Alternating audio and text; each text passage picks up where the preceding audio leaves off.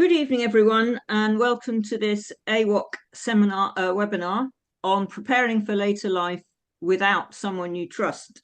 My name's Jenny Collison, and I'm a member of the AWOC board, AWOC UK National Board. And our speaker tonight is Penny Shepherd, who is AWOC East Kent coordinator. So just to briefly introduce AWOC UK, which I'm sure a lot of you have already heard of and know about, but AWOC was founded by Kirsty Woodard in 2014, and we became a charitable incorporated organisation in 2021, really motivated by the fact that COVID and the pandemic brought the ageing without children issues into focus really for us. And we knew there were a lot of people out there that were being made or rendered invisible, I suppose. What AWOC does is focused around policy and campaigning, providing support through information and resources for people who identify as ageing without children, which includes people who are who have no children by choice, by social circumstances, medical infertility. It includes bereaved parents, people whose children may have predeceased them, older people who have adult children with disabilities and illness. So a wide range of different people. We do policy and campaigning. We connect people through local peer support groups that are volunteer-led and run. And we also try to work in partnership with other organisations working for and on behalf of older people. That's enough of me, so we'll now pass over to Penny to start her presentation.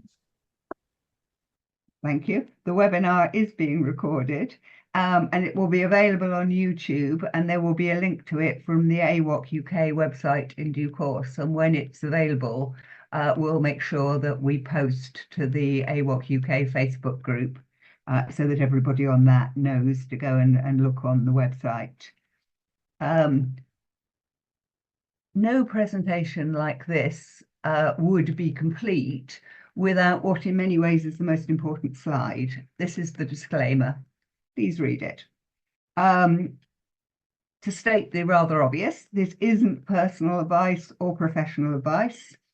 In places, it's my opinion, it's not a recommendation. I think it's correct to the best of my knowledge, but please don't rely on it. It does cover England and Wales. There is slightly different legislation in Scotland and Northern Ireland, and of course different legislation for these things outside the UK. Where I know something does cover Scotland or Northern Ireland, I will seek to say so. And so apologies to those outside England and Wales, but I hope hearing about the terminology and principles that apply in England and Wales will help you to research any differences. Basically, what it means is that what I'm talking about is legislation that is devolved to the individual administrations. It's worth saying a little bit about my background. I've worked on national policy, I've worked in regulation, and I've worked as a consumer champion, but I am not a lawyer. And so please don't treat what I say as the words of a trained solicitor. I was a carer, and I was attorney for my late mother during the last 10 years of her life. And now I'm attorney for two separate family members. And when I started to think about advanced care planning for myself, I went looking for the information I needed. And I came straight up against the assumption that everyone has someone they trust. And I don't, or at least I do, but he's 16 years older than me and in bad health. So I'm assuming that by the time I get frail, I will be on my own. I've got no next generation support at all. So I started to research what was available and to think about what was needed. And this webinar, I started to look at this about a year ago. And this webinar is about my learning so far. And so the first thing to say is this is not just a personal issue. This is a societal issue. If you're aging without next generation support, you are not alone. This is, there's a lot of material out there to support advanced care planning, and I'll tell you about some more of it towards the end of the presentation. But most of it is like this government campaign, which is aiming to encourage more of us to put in place a lasting power of attorney. Where to start? Start a conversation with someone you trust. And yet more and more of us don't have someone we trust. And the number of people in our situation will grow dramatically in the next few years. Some of us will have same generation support, but ultimately your partner, your siblings, and your friends tend to age alongside you. And as you will know, if you've been a carer for your parents, that's when the next generation steps in, and it's assumed by the health and care system that the next generation will be available to step in, and that's just not true for so many of us.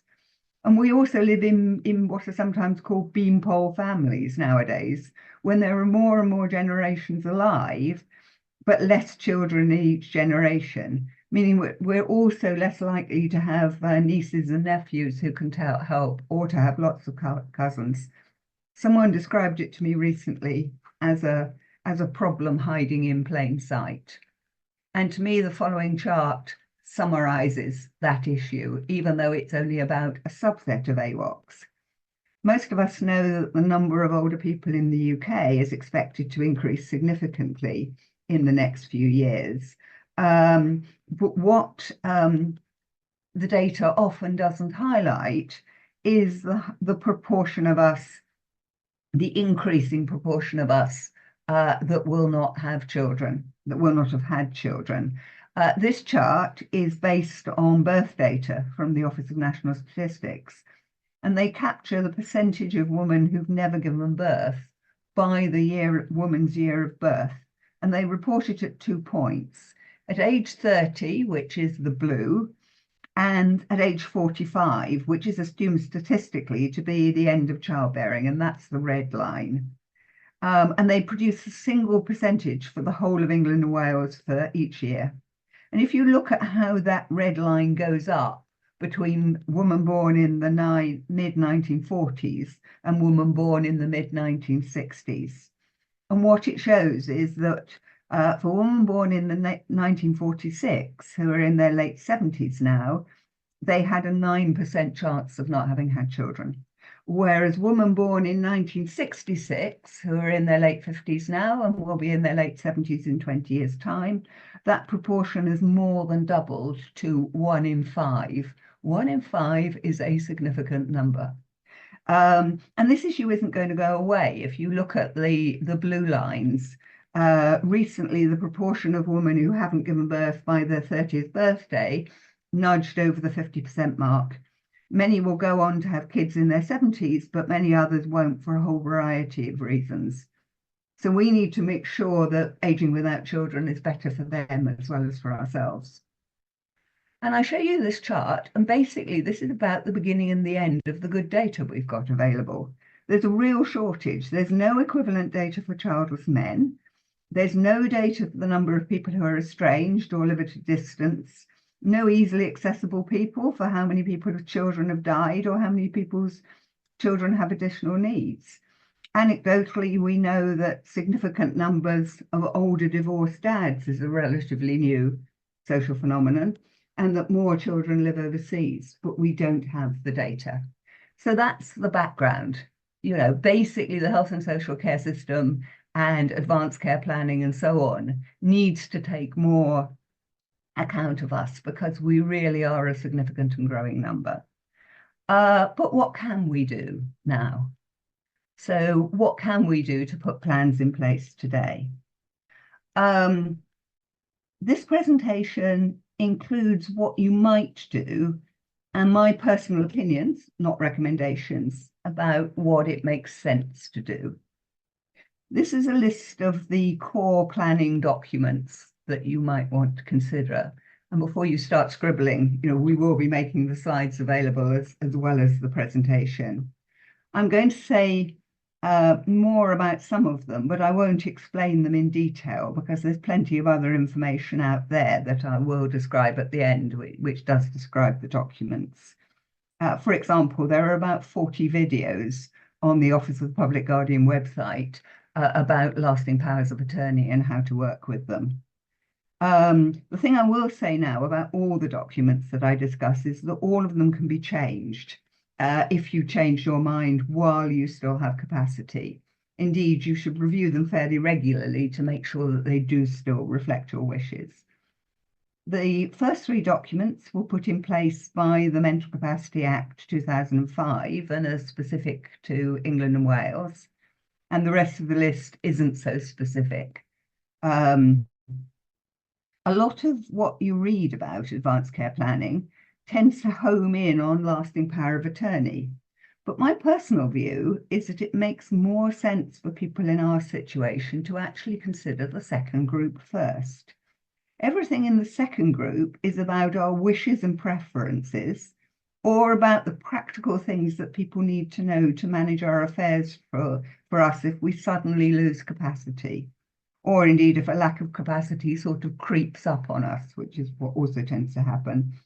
It's even more important to record these if you don't have a family member or a close next generation friend who can tell people what you are likely to have wanted and where to find your personal records. Otherwise, you could find yourself the person in the care home spitting out the bananas every day because you absolutely hate bananas. Everybody that knew you hated bananas, but it never was written down, and so the poor care home people don't know that. They just notice you keep spitting them out. You can make life easier for them, and more importantly, you can make your own quality of life better if you record your wishes and preferences while you have the capacity to do so. So the first documents that I'm going to talk about are therefore ones in the second group, and I'll come on to lasting power of attorney later. The first two documents in the second group are the advance decision to refuse treatment, also known as the living will, and the advance statement or statement of wishes. The first is legally binding, the second isn't, but it must be taken into account, although not necessarily followed, when some health and welfare decisions are made. The advance decision to refuse treatment is the way you say things like, I don't want CPR. And the advance statement is the way you say things like whether you want to stay in your own home as long as possible, and personal information that may affect your care, like I hate bananas, or I hate having the radio on in the background, or I really, really like listening to the Today programme, or I really love Smooth FM. Although in my experience in the care home, you don't have to say you love Smooth FM, you get it automatically unless you say you don't want it. The stuff that you may not be able to explain if you lose your decision-making capacity and your abilities to communicate. If you do want to consider these, I suggest looking at the website of the charity Compassion in Dying, which has what I think are good guidance and tools to help. And they'll also post hard copy information to you without charge, if you prefer that.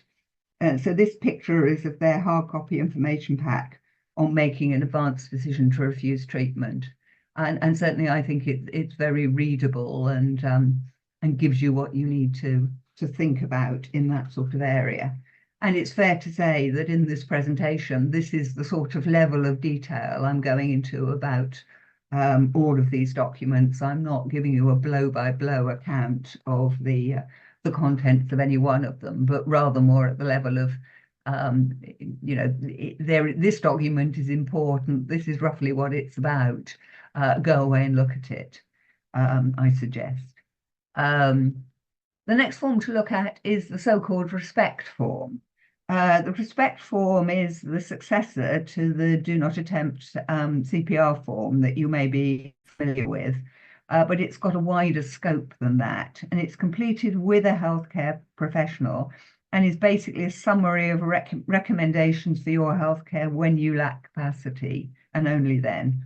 It's short, it's 2 pages long. That picture shows the whole of the form, and so it's easily usable by healthcare professionals. There's a lot of information about it on the website of the Resuscitation Council, which is a UK charity. It isn't implemented everywhere yet, but there is information on the Resuscitation Council website about where it is in use.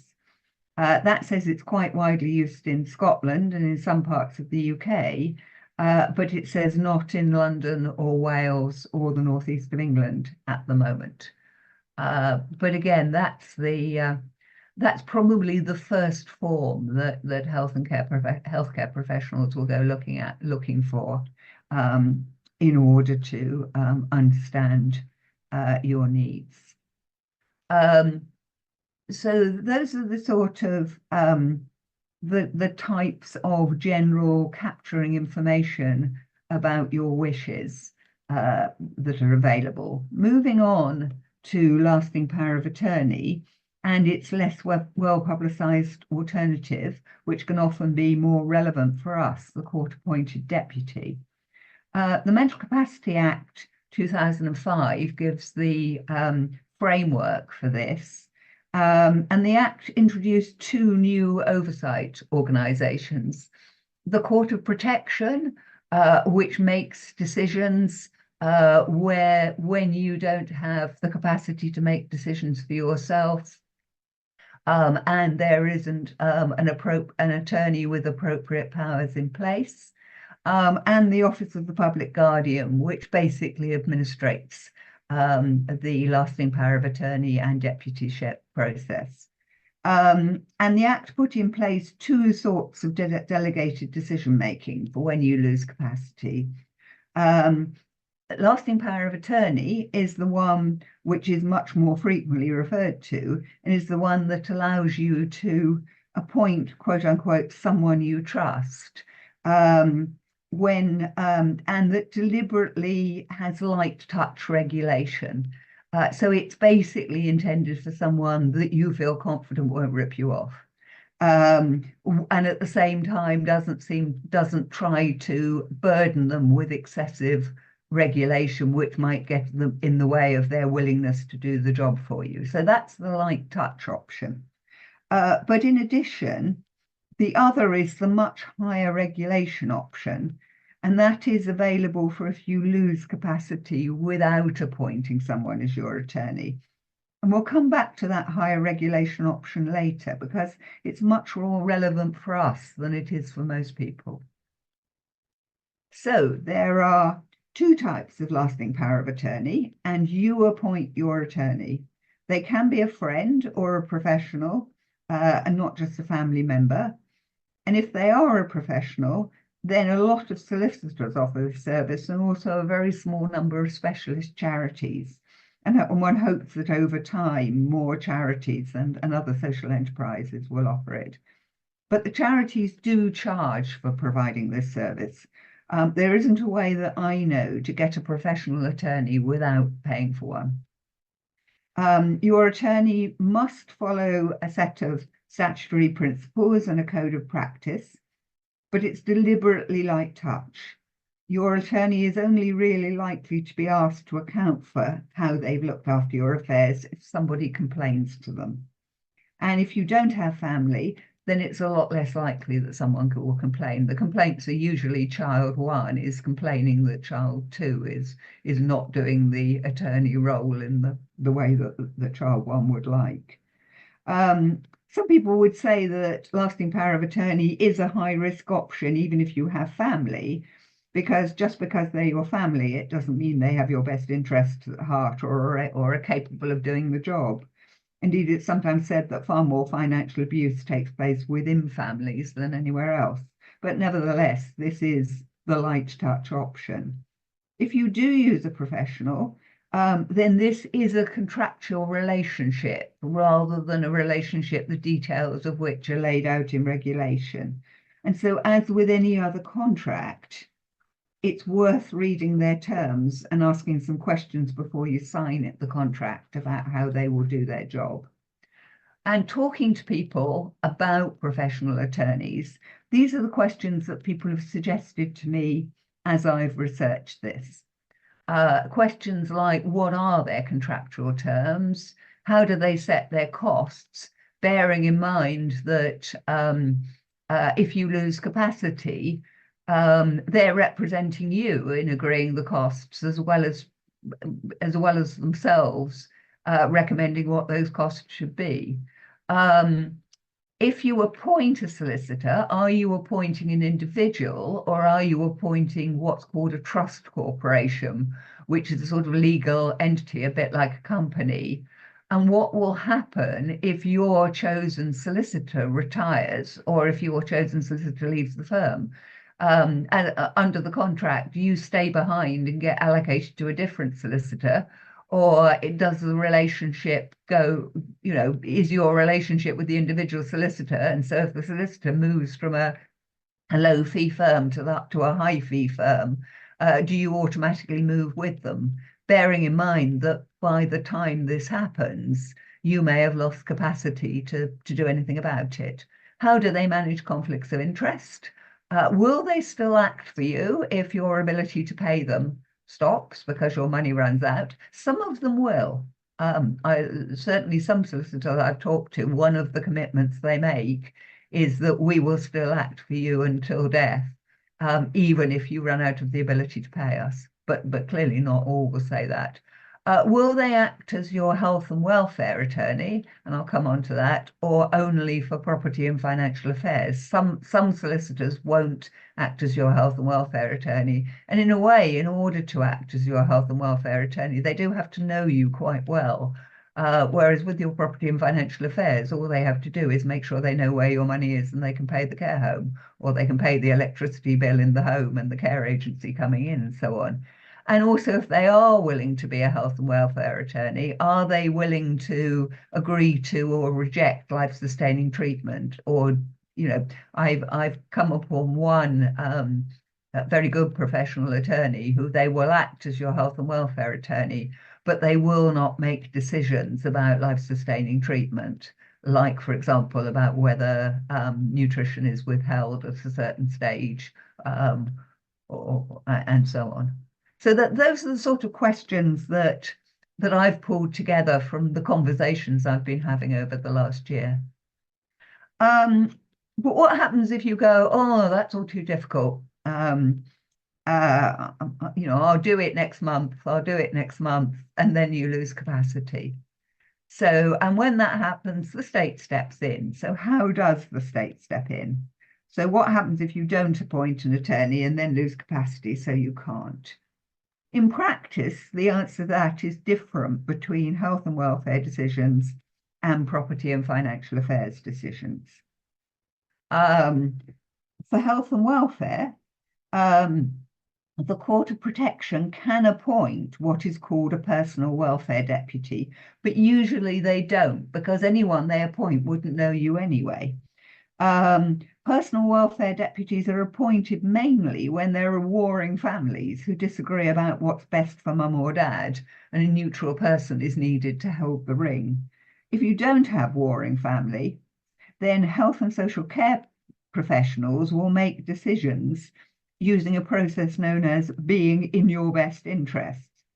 And this is decisions like whether you live in a care home or at home, or where you go out socially, the stuff that's about your day-to-day life rather than about your physical property and your money. They do still have to follow the Mental Capacity Act Code of Practice, which is the picture on the right. And there are various guides out there as to how they're meant to behave, of which the best one I've found as a guide to explaining best interest decision making to the general public is actually the one that the British Medical Association have prepared for doctors, and which you can find on the British Medical Association website. And if you can skip past the how to avoid getting sued bits of it, it gives very useful information. And the key thing is that the decisions have to be informed by the three sorts of information that are listed. One is your advance statement of wishes, if you've made one, and it's not legally binding, but it must be taken into account. And secondly, your current wishes, even if you don't have the capacity to make a decision because you don't understand the consequences, nevertheless, you have a right to be heard about what you would like to have happen. And if you don't have a family member or a friend to help you articulate your wishes, you are entitled under the law to independent advocacy support, i.e. someone to help you be heard, not to make decisions for you. And the third thing they're meant to gather is information from people who know you. And those three sorts of information are meant to inform best interest decision making. If you don't have support to make your decisions, your wishes known, you are entitled to what's called an independent mental capacity advocate. And there is a guide on the Office of the Public Guardian website which explains this service. And you can see the service has been around for a while because it's still got the old Office of the Public Guardian logo on it rather than the one that was introduced a few years ago. But in summary, the advocacy support is available for a specific event, like making a care plan. There is no charge due. It's not means tested. It has to be funded by the local authority. And generally, you don't get a choice about which organisation provides the advocate.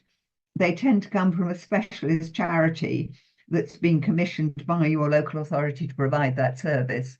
And generally speaking, if you do a bit of searching on the internet, you can find out which charity has got the contract in your particular area. So that, for example, in my area, I mean, they are specialist charities. They're not the ones you'd have heard of.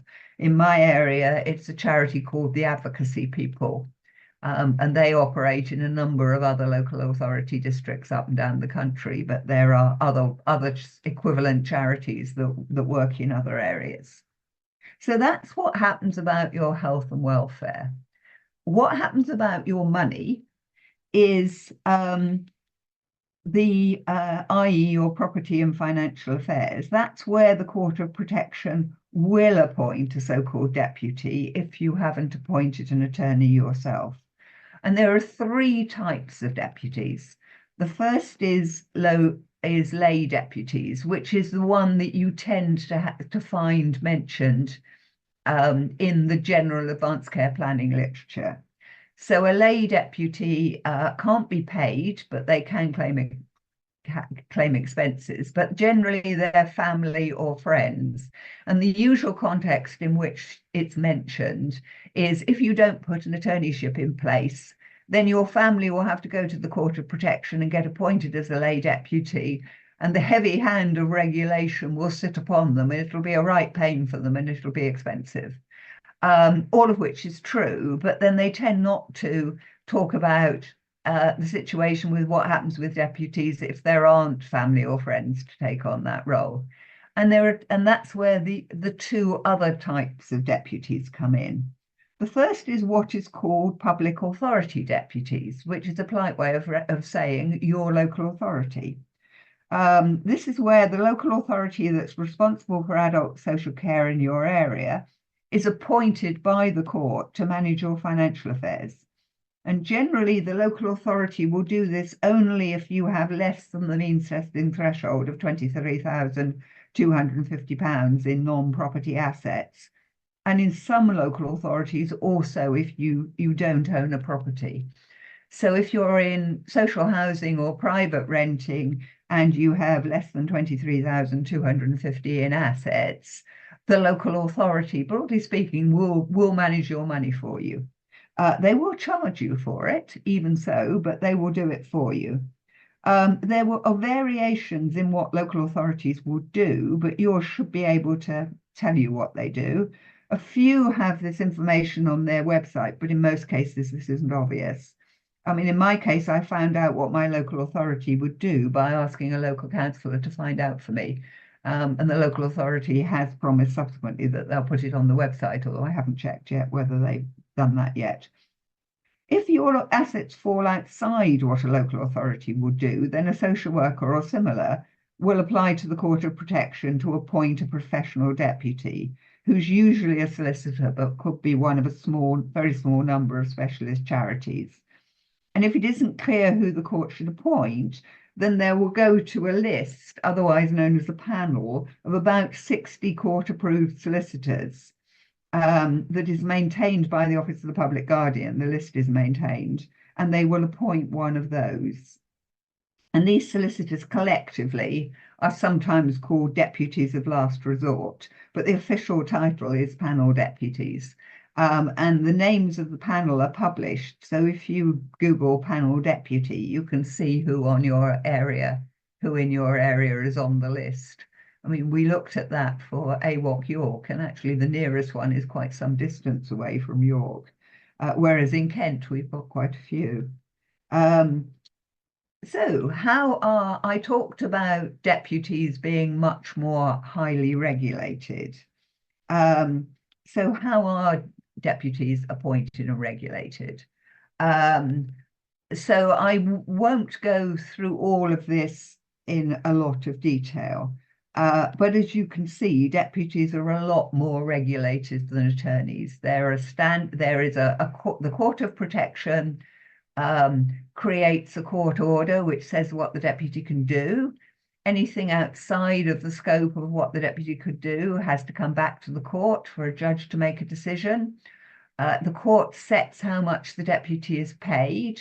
The deputy has to have a security bond, i.e. they have to have a pot of money sitting there that your estate can dip in if the deputy practices fraud or something.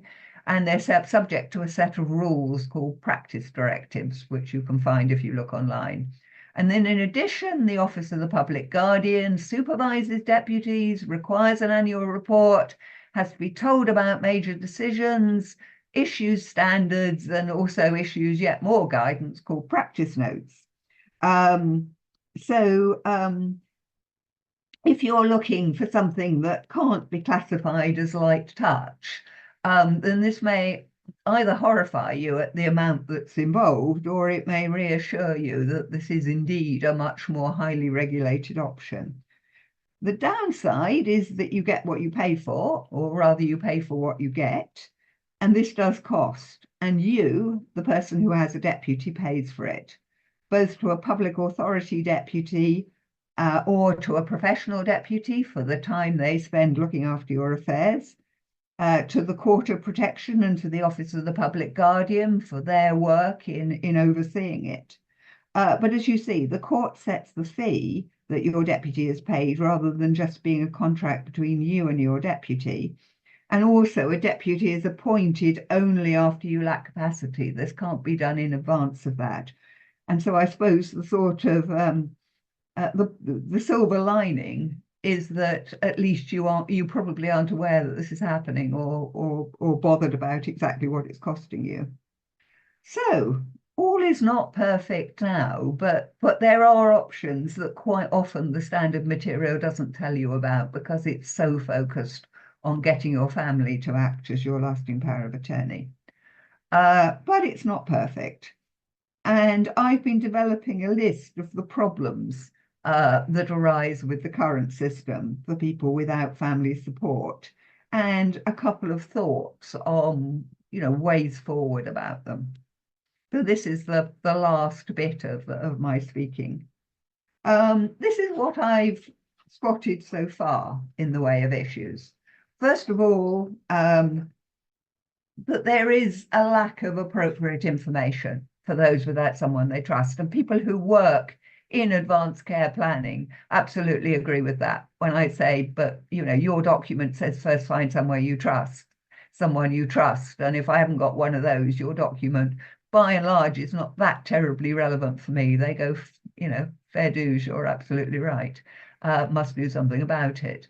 Secondly, given the growing number of AWOCs, it is a moot point whether there will be enough solicitors out there to support all of us, as well as the question of whether solicitors are always the right people, and whether the skill set of a solicitor is really what you need always to do this sort of job.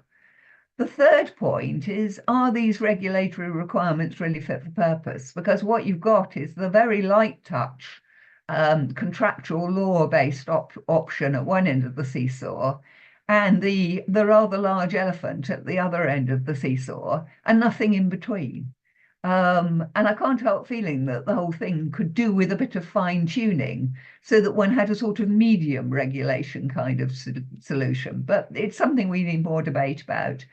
there's issues about the governance of the providers. For example, a couple of us had a really useful conversation with a lovely provider of power of attorney services based in the east of England.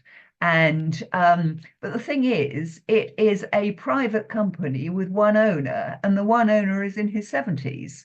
And although he says, "Oh, my son's interested and is on the board already," and so on, I'm probably not going to need any of this stuff for about 15 years. This guy isn't going to be running his service. He's older than me. And so I want some sort of security of understanding of, is the service still going to be there, and what's it going to be like, and has it been sold to private equity, who runs it alongside a patch of care homes or something. But which is why I feel much more comfortable with some of the specialist charities, but there aren't enough of them either. What's its longevity? There's no point in putting something in place with an organization that isn't going to be there when you need it, and yet it makes sense to put something in place many years ahead. And is there enough control over management of conflicts of interest by the providers, where they are sort of judge and jury around things like how much they'll be paid and what sort of service they provide, and is the service satisfactory? Is the cost appropriate? How does the transition work on losing capacity and on death? Because the moment you die, a power of attorney or a deputyship stops existing, and the executor of your will steps in. But does that transition work well? It's not an area that I've looked at in lots of detail, but it tends to come up as a question. And then there are wider issues around the whole management of being a power of attorney or a deputy. So, for example, if you've been an attorney for a family member, you'll know that different actors within the banking system vary wildly in how easy they are to deal with and the degree to which they make your life easier or harder. And that sort of thing is going to affect AWOCs even more. And similarly, you would think we were more of a market for things like care annuities, and yet that market is not well developed.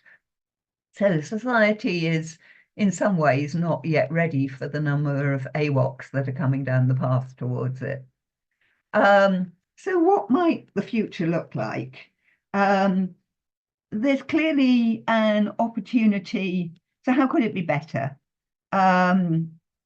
The Mental Capacity Act is 20 years old next year, so there's clearly an opportunity to refresh that. But there's a lot that we could do within our communities without government action, like making more information available and possibly developing new organisations. There's clearly an opportunity for more charities and social enterprises, as well as solicitors, to deliver the quote unquote substitute for a daughter around the corner services that we need. But design your own solution. Work out what you would like for your older age. Tell younger people about the great business opportunity that care for AWOCs offers to them and the growing number of us, and see what you can make happen. Some of my background is in co-ops and community benefit societies.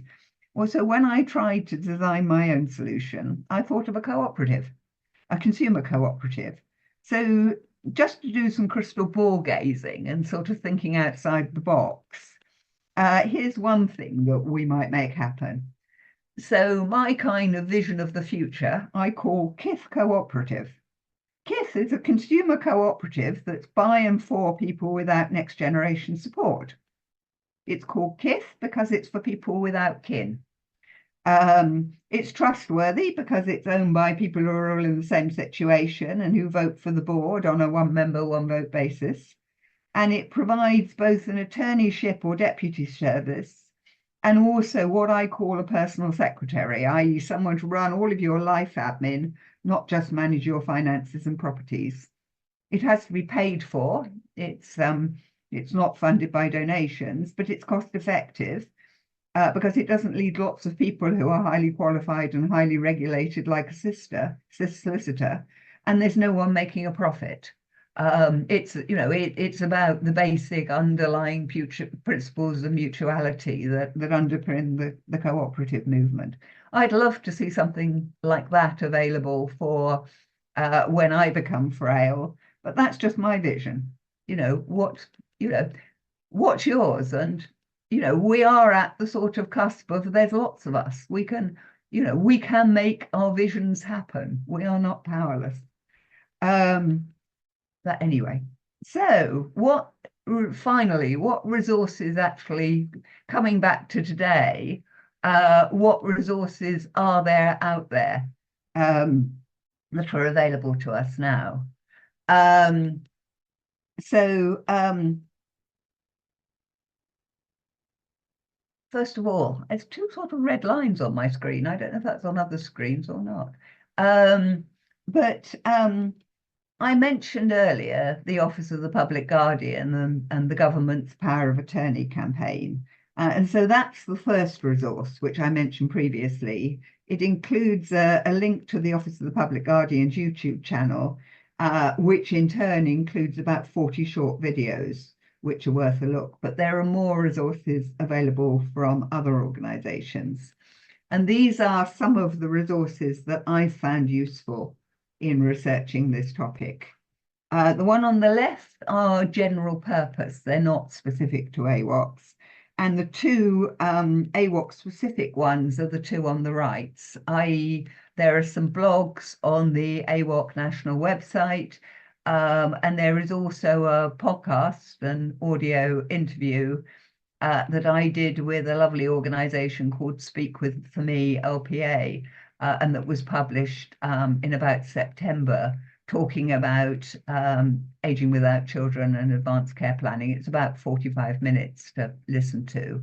And I'm sure, over time there will be a lot more, but those are the two AWOC specific things that we have at the moment. But on the other side, I mentioned the Office of the Public Guardian, the stuff on the Compassion in Dying website, the Respect form from the Resuscitation Council. Age UK publishes a sort of physical book called a life book, in which you can record all the information that people would need to know, like sort of where are all your bank accounts and that sort of thing. And that's available for Age UK. Just get a good box to put it in so that someone nicks it, so it can't be nicked by a burglar or something, because that's the downside of it. There's also others who've heard me talk will know I'm wax eloquent about a physical handbook called the My Future Care Handbook that is produced by a small community interest company in Sussex, who also runs a support service to help you. The handbook costs a small amount, but they also run a free buddy service to talk you through using it. They also do training for organizations to help them work with their service users to do advanced care planning using the handbook. And there is nothing new or revolutionary in the handbook. It just brings everything together that you will otherwise find scattered all over the place. And finally, hospices vary and are very local to the area, but in some areas, you may find that your local hospice is doing stuff on advanced care planning because they're trying to get upstream of people sort of presenting themselves to them in the last 6 months or last 3 weeks or last 6 weeks of life. They don't, many others would say you should start your advanced care planning when you're 18 years old. And certainly if you've hit 65, you should be doing it there. Whereas the focus of the hospice tends to be, oh, let's start at 5 years rather than 5 weeks. But even so, the hospices are doing good things. Thank you for listening. We'll be sending you out an email after the webinar to those who've agreed to receive information from us, and as well as a feedback form that'll include a 1-page document with links to all of these resources. Thank you for listening. I'm conscious I've covered a lot of ground, and also it's in a sense been quite superficial, but I do want to emphasize it isn't really that daunting. Take what you need and leave the rest. We've got time for questions now, but in case you need it, you can find me on the AWOC East Kent website, which is the second of the AWOC East Kent email address, which is the second of the email addresses there. and I'm also on the AWOC UK Facebook group fairly regularly. For more general comments about AWOC UK or to AWOC UK, including what sort of webinars you would like to see on other topics in the future, then info@awoc.org.uk is your place for that, or indeed the feedback form. I hope you found this useful, and good luck for planning for later life without someone you trust. Thank you. Well, big thanks to Penny, who's also, we're going to redo this session on the 21st of January. So if you know anyone else who couldn't get in on this one or hasn't heard of AWOC and might be interested, then we'll be notifying people about that, but there will be another session on this. It's a reminder too that AWOC is a completely unfunded and volunteer-led organisation, so we're really dependent on things like donations and spreading the word, either on social media or just, from the horse's mouth, so to speak. So I think we will just conclude here then. I think we've got through quite a lot in an hour, and I think I hope you agree that it was very informative, and there's a lot there to think about, and quite a lot that probably needs to change, but sounds like Penny set the ball rolling, really. And do bear in mind that this is what I've discovered over the last year, and talk to people about to check whether my understanding is correct. But sort of, it is still very much a work in progress. And I think one of the things that we do want to try to make happen moving forward is to get some of this written down.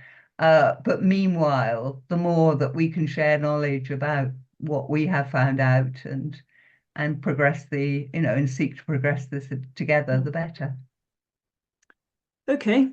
Well, thanks everyone for attending, and a follow-up email will be going out in the next few days from Penny, so you'll get the links the and things. Next few hours.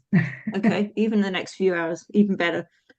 Lovely. Okay, thanks Thank you all everyone. very much.